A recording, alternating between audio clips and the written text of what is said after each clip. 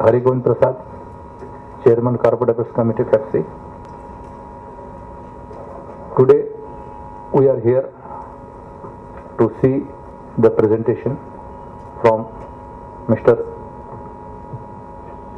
Shripad K, who will give his presentation on the new revised Schedule 6,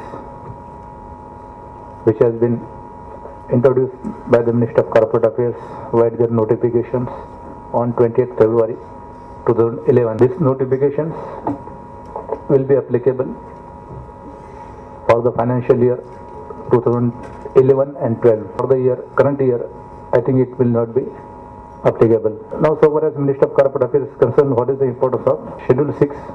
Section 211 of Companies Act provides that every balance sheets of the company should give the true and fair view of the state of affairs of the company. The profit and loss account will give the statement of its profit and loss position for the period. Present Schedule 6 gives 4 parts as told earlier.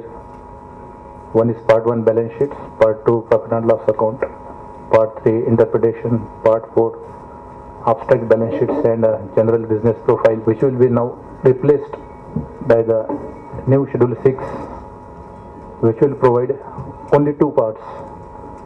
First part will be balance sheets and second part will be profit and loss account. I will not give much on these subjects because our expert is here. Only some of the changes that are, the balance sheets will be only now in vertical form. There will be classification of assets and liabilities as current and non-current. Then 2 parts. First part, that will be assets, and the second part will be equity and liabilities. And one of the most important is that this account standards will have the overriding effect on this Schedule 6. So these are the, in short, new Schedule 6. Now I will tell just what is the role of register of companies so far as the Schedule 6 is concerned. Every company is required to file annual return and balance sheets every year with the register of companies.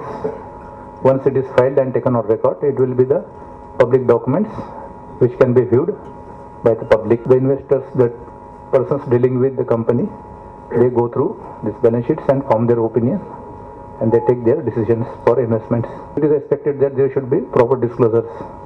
So that is why the Schedule 6 is made, to give more disclosures.